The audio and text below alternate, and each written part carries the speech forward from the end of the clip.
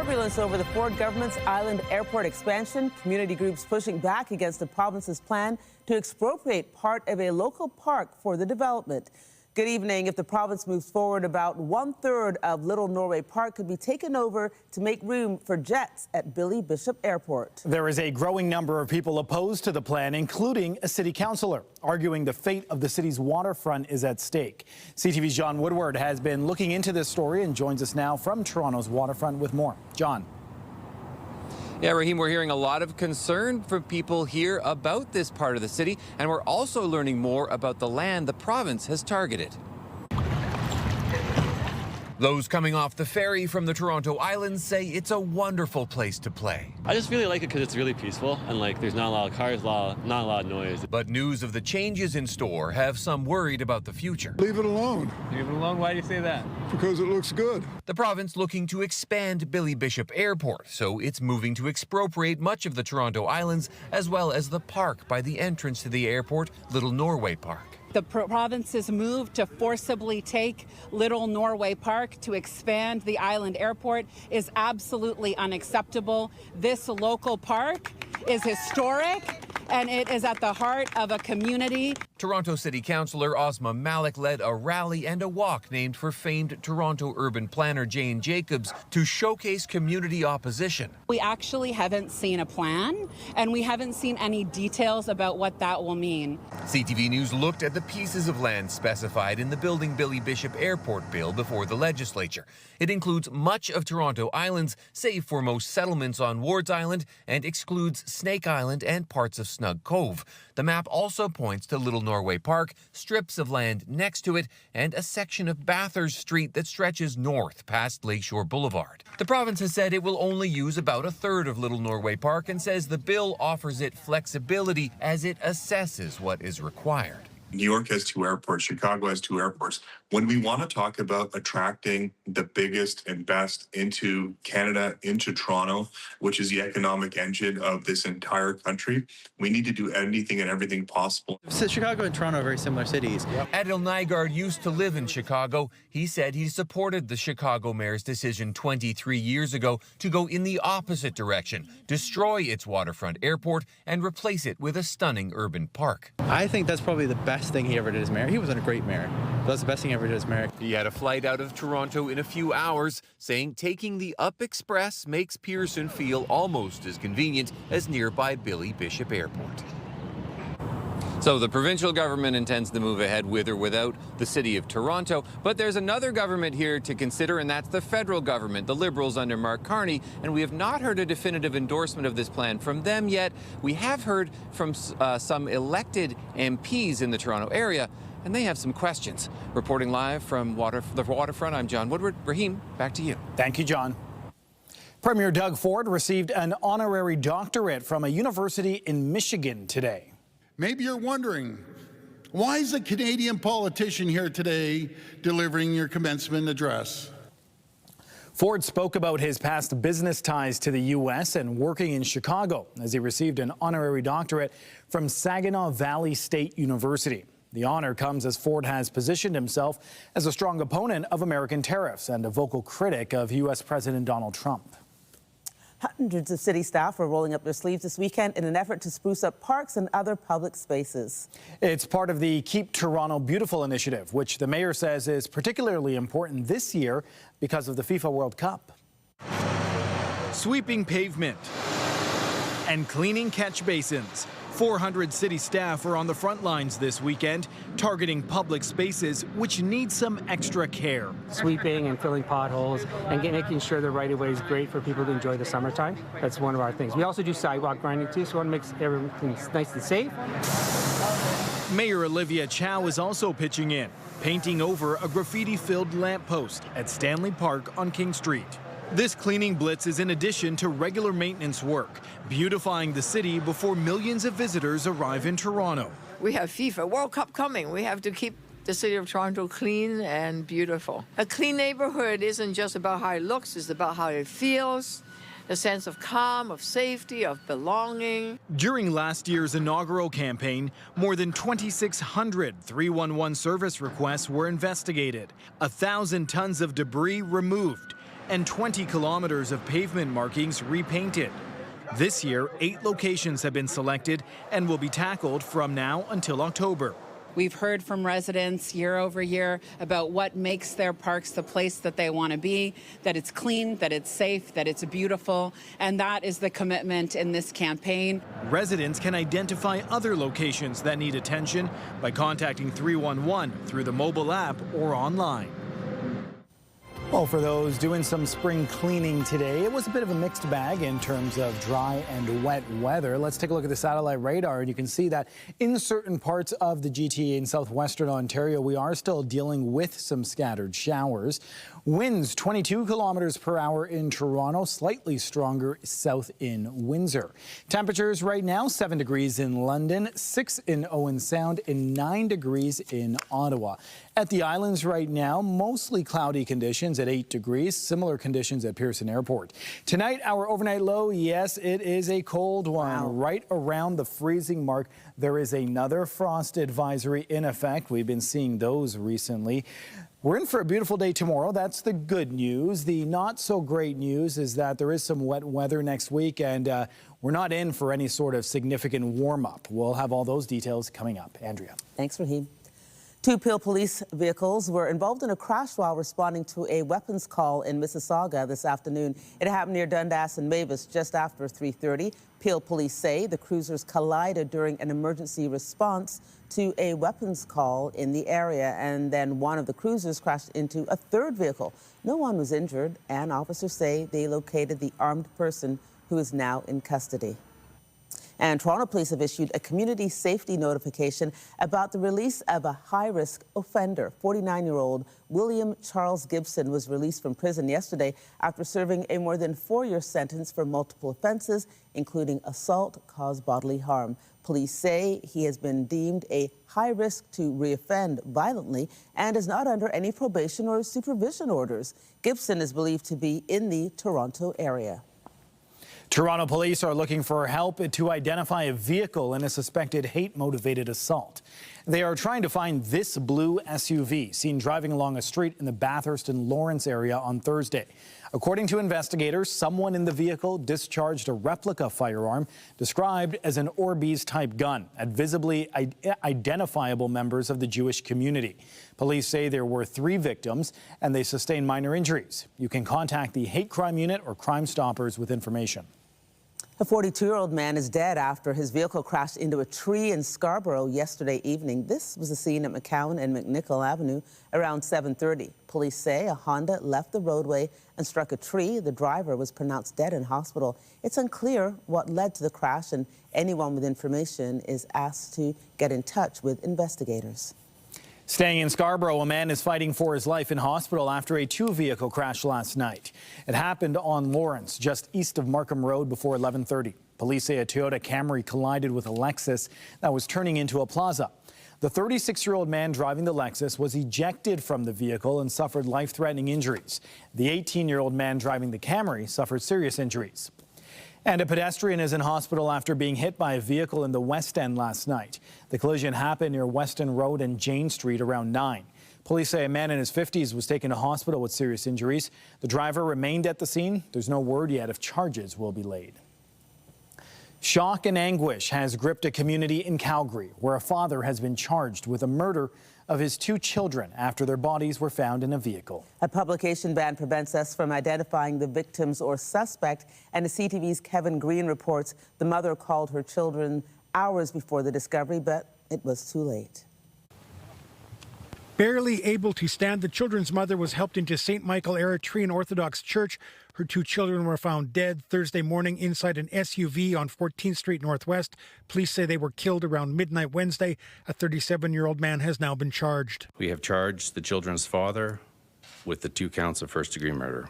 Inside the church, members of the Eritrean community wept openly, mourning the loss of the 2 children. Police have been called to the family home 4 times, but no charges were ever laid. Wednesday, the father picked up his kids between 5 and 6 p.m. for a planned trip to the playground. When he failed to return, Mom called the police, who told her her best recourse was through the courts, which is where they found her on Thursday and gave her the news. I think it highlights for me that the conversation really does need to shift and change so that we are more inclusive in our understanding of what is domestic violence and abuse, and be a little more concerned maybe about the potential impacts to other people beyond just the two adults in the relationship. A spokesperson for the Eritrean Church says the murders and subsequent sense of loss is overwhelming for the entire community. And it is just a devastation for us, for the whole community, and we're just shaken by what has happened. Members of the Police Victim Support Unit as well as Calgary's Immigrant Outreach Society were at the church assisting the mother. It's really hard for Mom. She doesn't have any family member in Canada. She raised them alone, and having this, nightmare. I don't know how she's going to bear it. It was around 10 a.m. Thursday, just meters from the District 3 police station where officers found the children's bodies. The accused contacted 911 and stated that he had killed his children and gave his location. The mother's family consists of a sister living in Germany and some more distant relatives living in Eritrea. None of them have been informed about the children's deaths. The father will be back in a Calgary courtroom on Monday, facing 2 charges of first-degree murder. Kevin Green, CTV News, Calgary. A vigil took place outside a Nova Scotia RCMP detachment today, marking 1 year since the disappearance of 2 siblings from a rural property in the province. We're devastated with the lack of answers, frustrated, fed up. It's hard to believe it's been a year, and we know as much as we knew May 2nd, 2025. 4-year-old Jack and 6-year-old Lily Sullivan were reported missing from their home in Lansdowne Station 1 year ago today. Police put out a call out Thursday for fact-based tips from the public.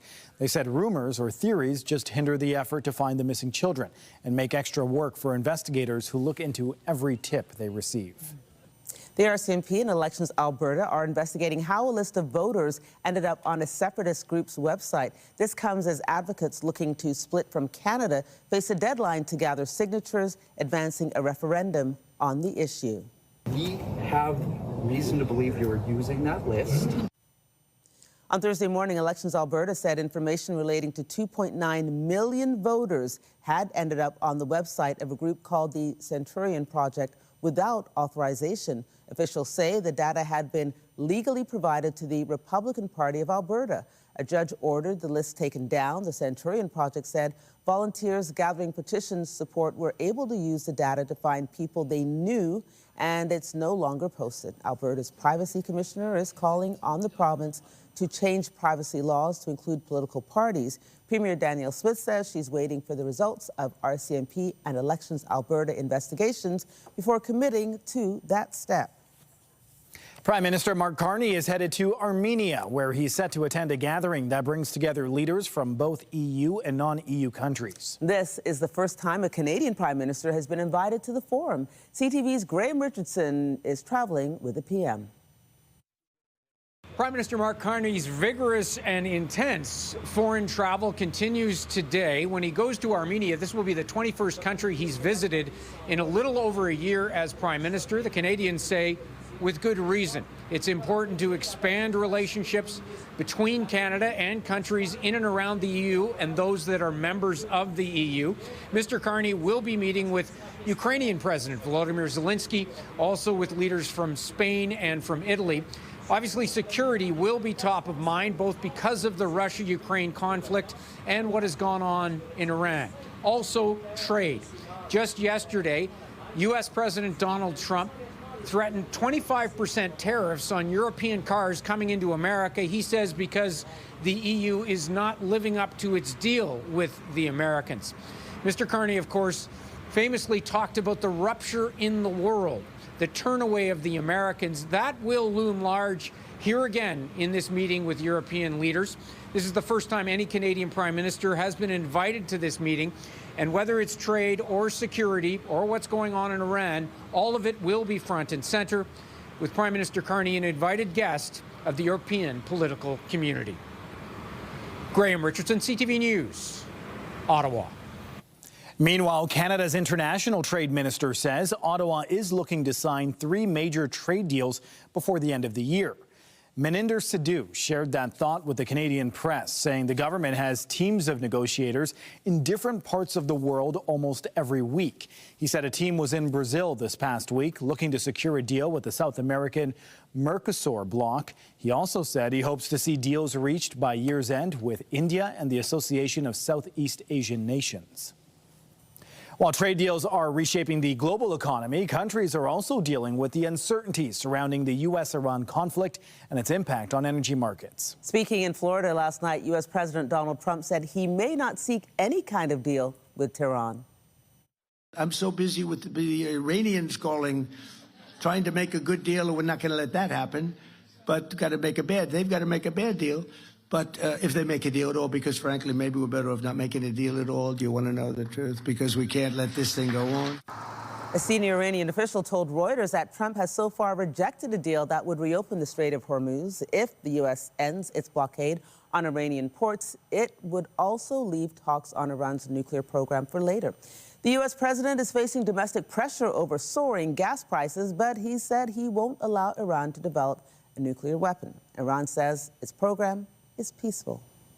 Meanwhile, the Trump administration has fast-tracked billions of dollars in arms sales to allied countries across the Middle East. Statements from the U.S. State Department show a combined $8 billion worth of weapons to Israel, Qatar, the United Arab Emirates, and Kuwait. They came under Iranian fire after the U.S. and Israel launched the war in late February. CNN reports the authorized weapons include air defense systems for Kuwait and Qatar, and laser-guided rockets for Qatar, the UAE, and Israel. Israel's military says it attacked several sites in southern Lebanon today, claiming they belong to Hezbollah, despite an ongoing ceasefire in the region.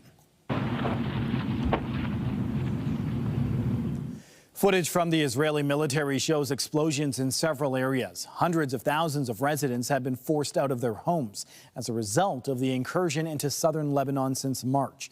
Israel says it's taking action to stop attacks by Hezbollah, the Iranian-backed militant group starting firing on northern Israel after Israeli and U.S. strikes on Iran. And Russia carried out a wave of strikes on gas stations in Ukraine's second-largest city, Kharkiv, today that left several people injured amid reports of deadly strikes elsewhere in the country. Ukrainian President Volodymyr Zelensky said today there was unusual activity spotted along the border with Belarus, a close ally of Moscow. He didn't specify what that activity was, but said Ukraine will respond if necessary. U.S. budget carrier Spirit Airlines went out of business today after 34 years. Some employees were left just as surprised as passengers. Social media was out there all day yesterday. They were just saying it, but I just chose not to believe it. And then I woke up this morning at 3 a.m. this morning. I had set my alarm clock just to see what was going on the website, the company website. And then when I woke up, went on to I'm booking a flight, and they said that Spirit have canceled all flights.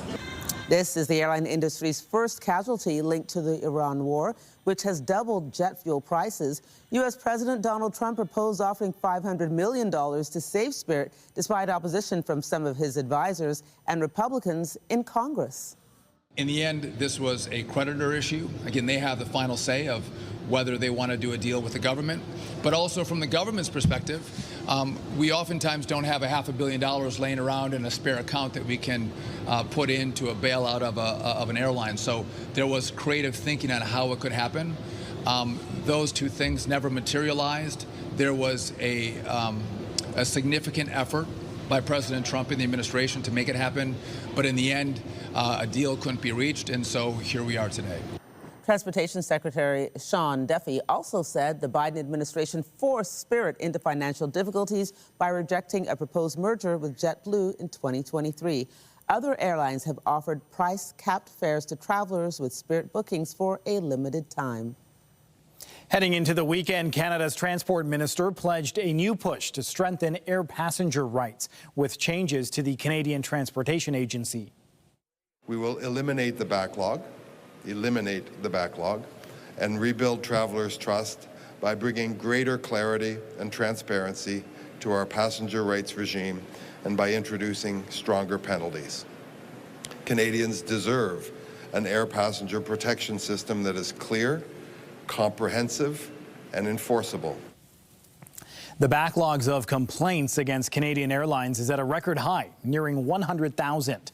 Among the measures to handle it, Ottawa says it will outsource handling of complaints to a private adjudicator. It will also allow fines for systemic violations to increase up to $1 million. Passenger rights advocates say any new system needs to address a lack of clarity around compensation rules.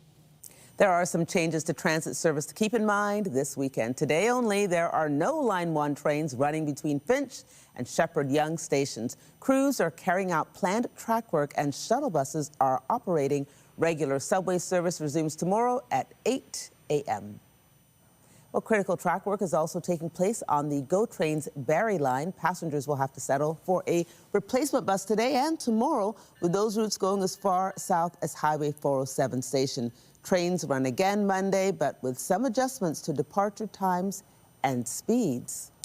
Well, a commute of a different kind got caught on camera yesterday as police helped a family of geese safely navigate downtown Toronto. Check this out. Here's one of several videos posted online of birds as they made their way down John Street. You can spot a few curious onlookers as the geese and the officer cross King Street. Police say they wanted to ensure the birds weren't hit by a vehicle or impeding traffic. Yeah, we don't need help with that. And they were escorted to a green space nearby. Well, still ahead on CTV News. Yeah, you've seen it by now. We're talking sports, including a thrilling Game 6 victory for the Toronto Raptors yesterday. That means we've got a deciding Game 7 in Cleveland tomorrow night. We have reaction to the win when we return.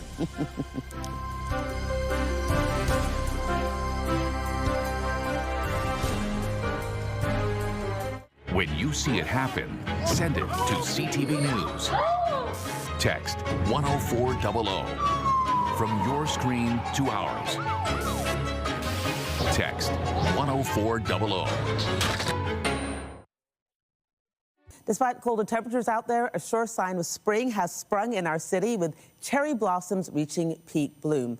Here is a look at the flowers in High Park from our CTV News chopper yesterday. The blooms expected to last between 4 and 10 days, depending on the weather conditions. The city is reminding visitors. Now listen, people, while the beautiful site attracts hundreds of thousands of people to the park, there are 17 different locations across Toronto where you can experience the Sakura season. And a reminder, there is no vehicle access to High Park during this busy time. And also, people, don't touch them. Don't touch them. Don't shake the trees. Don't climb the trees. Thank you. Don't break off a branch. Thank you. Yeah, come on. Thank you. I was there Thursday, and I saw that, and that, and that. And it's so frustrating. Oh, my goodness. People actually shake them so they can have that Instagram picture of the petal. Yeah. Come on, well, because people want the picture where they grab it and they're smelling it. I'm like, just don't do it. Just don't do it. And they have beautiful volunteers there with signs and stuff, and they're trying to say, like, you know, don't touch, don't do that. And people are just either don't care or oblivious to it. I don't know. On your property, if you're lucky enough to have it, and then shake it on your property. I've seen a fair bit recently, actually, over the last week of people who have it on their property. Yeah. I just, like, how spectacular would that be to just look out your window and just to see them? And there's 17 places in the city. We don't know them all, but there's 17 places in the city. Take our word for it. Look it up and go there.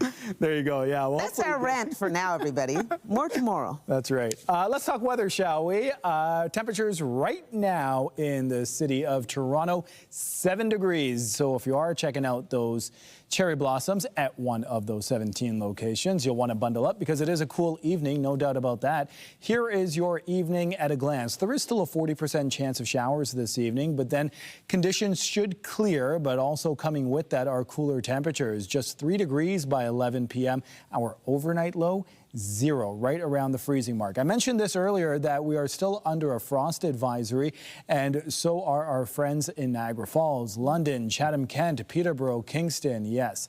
Tonight's lows, I mentioned, around the freezing mark, normal for this time of year, 7. So we are significantly cooler than that. And a number of different areas are in negative temperatures this evening. Yes, we don't love to see that. Tomorrow, it starts off quite cool. However, we are going to warm up, not bad actually, by 9 a.m. 1 degree. Then we climb all the way up to 13 degrees for your Sunday tomorrow. It is still below normal for this time of year, but it is shaping up to be not a bad day. You see right there it says 30% chance of showers. We're going to show you the forecast radar and I'll explain when those showers could come our way. So Let's start moving the model forward. You see by tomorrow morning, just a little bit of cloud cover. Then it's around the afternoon, around 3 p.m. That's when a significant system could make its way through the GTA. So if you are out tomorrow afternoon, maybe you're heading to Jurassic Park as well, you're going to want to bring the rain gear. Then it starts to move out, and by Monday morning, 7 a.m., it looks like clear conditions, and Monday is shaping up to be a pretty nice day. Let's take a look at this. So Sunday we've talked about. Monday, we climb up to 19 degrees. That's what we're talking about here in May. Even that overnight low, double digits, very comfortable. Then we drop down a little bit and the showers move back in. So from Tuesday right through the end of the week, it looks like we could be flirting with some wet weather, and also the temperatures slightly drop from your daytime highs and even those overnight lows. So we're not out of it just yet. Those overnight lows in the single digits. So not fun from that perspective. But the next 2 days, pretty enjoyable. Andrea. Thanks, Raheem. A portion of downtown Toronto will be without power tonight as part of a planned outage. Toronto Hydro says the outage will begin at 11 p.m. tonight, impacting select residential and commercial buildings within the area of Queen West, south to Front, and Bathurst Street, east to Bay. The outage will be in place for 12 hours until 11 o'clock Sunday morning. The outage is to support equipment replacement work by Hydro One. And a fundraiser is being held this weekend that involves thousands of people climbing the stairs, a lot of stairs, in support of a good cause. Stop that clock. There it is, all done. A round of applause. The World Wildlife Fund's CN Tower Climb for Nature is being held today and tomorrow. The climb up the tower's nearly 1,800 steps takes about an hour, if you're lucky. Between 6,000 and 7,000 people are taking part, with more than $1 million expected to be raised for wildlife in Canada. When we look at the human impact on habitat, this whole city used to be habitat, and now it's a city. And so we have to think about how can we actually protect habitat? How can we restore it where we've degraded it? Like your backyard. You could plant native plants in your backyard, and that feeds the pollinators. The pollinators feed the birds spread the seeds, and they create dens for the rabbits. Like, it really is a web of life. So we are trying to restore habitat and protect habitat. And the folks who are climbing for us today, that's where they're putting their money where their feet are, and they're making it happen. There are still spaces available for tomorrow's climb, Raheem. Anyone 13 and over can take part, but you need to register with WWF ahead of time. Participants for tomorrow include competitive climbers racing for the fastest time ever as part of the Elite Climb Challenge. Again, Raheem. It takes me about 3 days to stretch, okay? Well, from the stairs to the streets, the annual Toronto Marathon is set to take place tomorrow morning. Andrea, more than 22,000. I've done it already. I've done it. More than 22,000 runners will lace up for a full marathon, half marathon, 10-kilometer run, or 5K run walk. Now we're talking. It starts on Yonge Street, just north of Shepherd, at 7:30 a.m. and finishes at the Queen Elizabeth Building at Exhibition Place. The race winds through the city, resulting in dozens of road closures. Keep in mind, folks, from 5 a.m. until 3 p.m. Raptors fans are still on a high after yesterday's thrilling overtime win to force Game 7 in their first-round playoff matchup with the Cleveland Cavaliers. Barnes in the paint. RJ the deep three. High off the heel and through. Okay, when I woke up this morning, I thought they were replaying Kawhi Leonard, but it wasn't. It was R.J. Barrett. What a finish this was. Mississauga's own R.J. Barrett was the hero for the Raptors in Game 6. His three-point shot bouncing in just over a second left in overtime to give Toronto the lead. They won the game 112 to 110. I didn't make anything in the fourth quarter, overtime.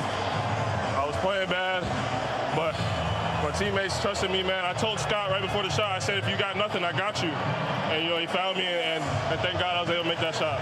They do it in the city where he grew up in. That's truly amazing. The way that shot went in, and when we needed it most, he showed up. That's big time. It's hard to even wrap your head around that. How many times did you dream about doing something like that as a kid growing up, nailing a three-pointer in overtime for your hometown Toronto Raptors? Still dream about it. I definitely remember that shot. It was crazy, and just to be able to now kind of have a shot like that in history, it definitely feels pretty good. Yeah, they'll absolutely need their first road win of the series to advance to the next round. It can be done. Tip-off is set for 7:30 tomorrow night, and we will have complete pre-game coverage from Cleveland as well as Jurassic Park to get you set for the monster matchup. Staying on the court, the Toronto Tempo wrapped up their inaugural preseason schedule with a visit to Minnesota last night. To Miles surveying, flying through the paint. Tamsova splashes home a triple. This was a close one that came down to the wire. The Lynx pulling ahead in the latter stages of the fourth quarter to win 73-66. The Tempo also dropped their only other preseason game to the Connecticut Sun on Wednesday. Toronto opens their regular season next Friday against the Washington Mystics at Coca-Cola Coliseum. And that's when it counts. And the Blue Jays were looking for a second straight win as they continued a series in Minnesota against the Twins this afternoon. The payoff pitch. On the ground, over the mound, off the glove of Keishel into left center. Clement around third. He scores. Guerrero into third. Another RBI for Okamoto. After hitting his third home run in 2 days earlier in the game, Kazuma Okamoto tied the game up for Toronto late in the game, driving in one of the 8 runs in the 8th inning. The Jays took the game 11-4. They will look for the series win in the rubber match tomorrow. A heads up, it's an early one with the first pitch set for 12:45. To the pitch, Toronto FC was hoping to break their 4-game winless streak, hosting the league-leading San Jose Earthquakes this afternoon. Toronto opened the scoring less than 2 minutes into the match off a corner kick, but San Jose would quickly respond on a set piece of their own, and that would be all the scoring in this one. The teams played to a 1-1 draw. TFC is back in action Tuesday night in Canadian Championship preliminary round action against Atletico Ottawa. And AFC Toronto will host their Northern Super League home opener tomorrow against the Halifax Tides as their second season kicks off. Driven in.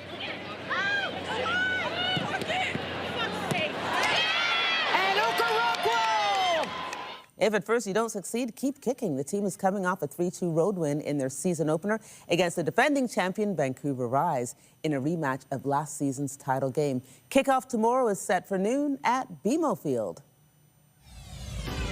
Coming up, good times never seem so good. We take you behind the scenes of a Neil Diamond musical, A Beautiful Noise, now on stage in our city. I chat with one of the actors, the main actor, after the break.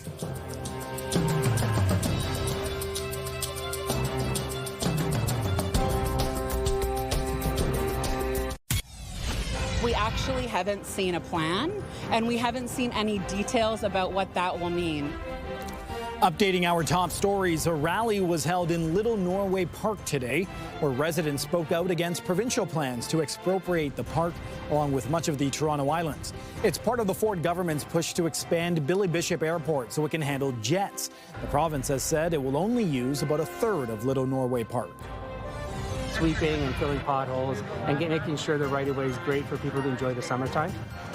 Speaking of parks, 400 city staff are on the front lines this weekend targeting public spaces in need of upkeep as part of the Keep Toronto Beautiful initiative. The cleaning blitz is in addition to regular maintenance work, preparing for visitors arriving in Toronto for the FIFA World Cup.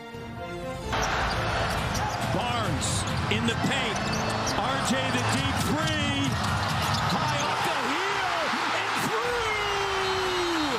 I can watch this all day. Raptors fans are still on a high after yesterday's 112-110 overtime win, which forced a Game 7 in their first-round playoff matchup with the Cleveland Cavaliers. Tip-off is set for 7:30 tomorrow in Cleveland. Health Canada has approved the second generic version of brand name Ozempic, and this one is manufactured by a Canadian company, Apotex. The authorization comes just 3 days after Health Canada approved the first generic semaglutide active ingredient in Novo Nordisk's Ozempic. The injectable medications are approved for the treatment of type 2 diabetes in adults, but they're often prescribed, as we know, off-label for weight loss. Canada is the first G7 country to authorize a generic semaglutide, something analysts say will help bring down what patients pay.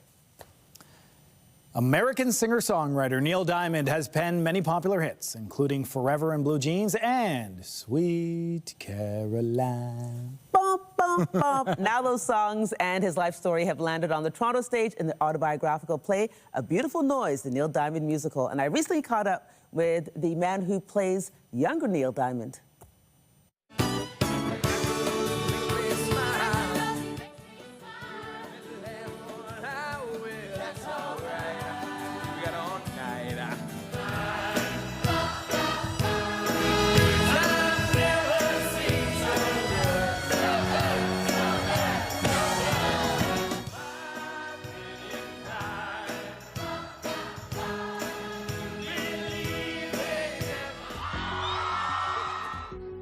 Nick Fradion. Okay, somehow we lost my voice on that story. Hopefully we can get that for you. Okay, the organizers of the Oscars are setting new limits around awards acceptance of artificial intelligence.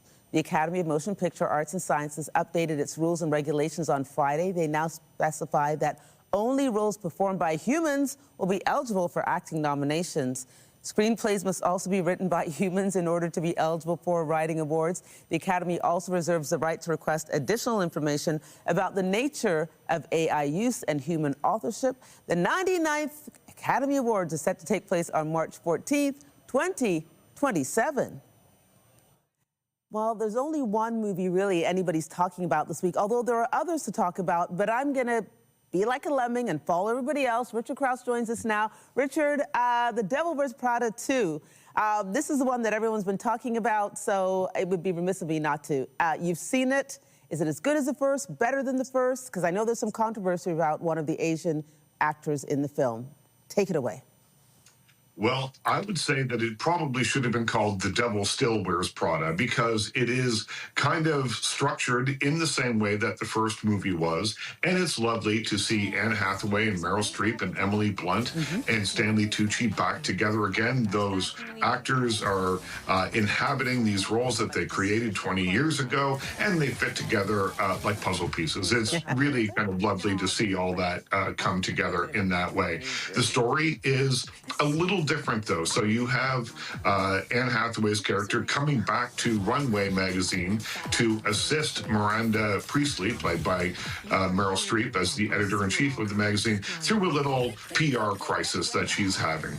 And the thing that's interesting about this movie is that while it does have the glitz and glam and that little sprinkle of glitter that seems to be over every scene, it also is about something fairly serious. 20 years ago, when the original movie came out, the film was all about the importance of that magazine Runway. They could make or break designers' careers. They could set new style trends. 20 years on, the print business is very different. The budgets are decimated. Journalists are being fired left and right. And the movie addresses all that stuff head on. So it's kind of interesting to see that they've taken something that could have been really light and frothy and, you know, given it some substance. So it is very much a movie that delivers what the fans will want, but with that style comes a little bit of substance as well. Okay, and as for the controversy, I will direct people to the radio show Commotion. Lainey Louie from E-Talk was on there, and she spoke about why the character that people have a problem with is important. And let's leave it at that. Okay, so let's move on to Deep Water. Again, I feel sorry for this movie because it's coming out at the same time as The Devil Wears Prada 2, but then again, not everybody's into fashion. Tell me about Deep Water, Richard. This is pretty classic counter-programming. This is what you get if you take the Poseidon Adventure and Jaws and Airport 77 and you put them in a blender and you hit puree. Because it is the story of a flight that leaves Los Angeles on its way to Singapore.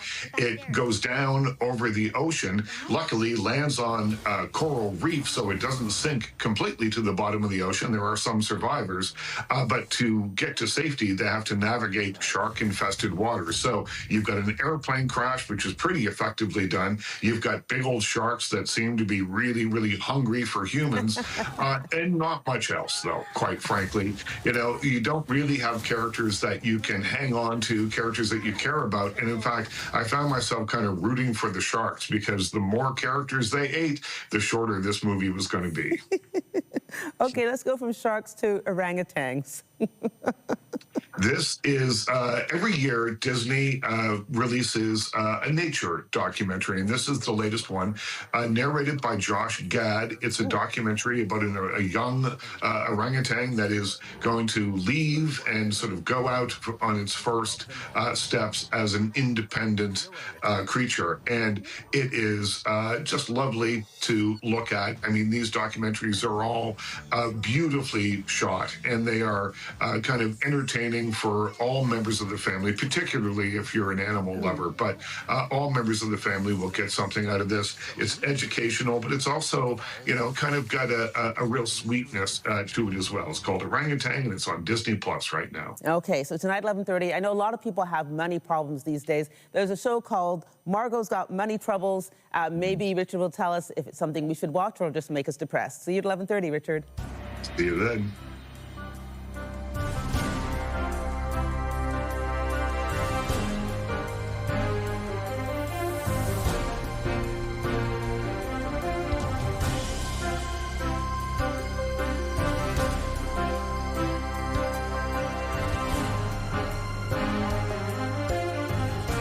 Tonight, vacation or staycation? I mean, we really do want to go, but what kind of concession can you make on how much you can afford to drive places? How soaring gas prices have travelers rethinking summer road trip plans. Later on CTV National News and Watch on Crave. Hockey and history are set to collide in Europe as a group of Newfoundland teenagers embark on a trip of a lifetime. They'll take to the ice for international bragging rights, but they'll also be following in the footsteps of First and Second World War soldiers from their province. CTV's Garrett Berry has the story. A unique blend of hockey and history for 13 Newfoundland teenagers, and it's all summed up in these one-of-a-kind jerseys, showcasing the trail of the Caribou. All across the province, people were, wow, that'd be an amazing trip. To combine the history and actually the love of hockey at the same time. And that's exactly what we did. It's become a sort of pilgrimage here in Newfoundland and Labrador. 6 sites marked with caribou statues make up that trail of the Caribou, like Beaumont Hamel, the location of a Newfoundland First World War disaster where hundreds were killed or injured in mere minutes. This is the second year that organizers have put together a hockey team to play abroad and visit these historical sites. I don't know that very much about the war or anything, so I kind of wanted to just go over and learn.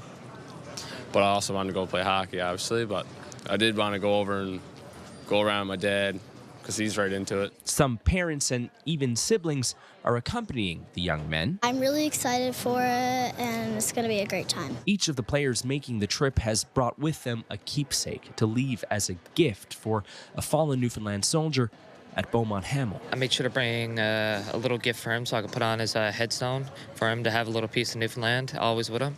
Excited to learn more about the Newfoundland history over there, and I also had a grandfather that great-great-grandfather that fought in World War I, so I'm excited to go and look over there because it's significant to me, you know. And there's the hockey, too. These teenagers will be the only Canadian representatives in a European tournament, facing off against 8 other junior-aged European teams. Organizers say they hope this trip becomes a new tradition in Newfoundland and Labrador. Here at Barrie, CTV News, St. John's. Okay, so we've looked up some of the locations where you can see the cherry blossoms, but there's a guy on the internet, he's called Sakura Steve, or Sakura High Park, and for years he has been tracking the blooms and when it's going to happen, when's the best time to go. So if you go to Sakura High Park, S-A-K-U-R-A, because that's what these flowers are called, and he tells you when's the best time, and because inevitably there's someone who goes maybe on Wednesday and it's all done and they're very disappointed. Go now. That's the spoiler alert. We're Turn off the TV bloom. And go. Go now. Should I start listing off the places? Really? Okay. You know, High Park, obviously, the exhibition, the Ledge, Centennial Park, Cedarvale Park. The Ledge?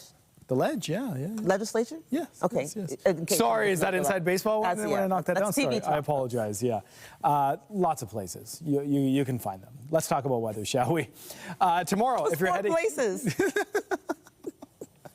Let's show what the temperature will be tomorrow. Let's talk basketball. Let's do that. Jurassic Park, big Game 7 tomorrow If you're heading out to Jurassic Park, remember Game 7 is in Cleveland.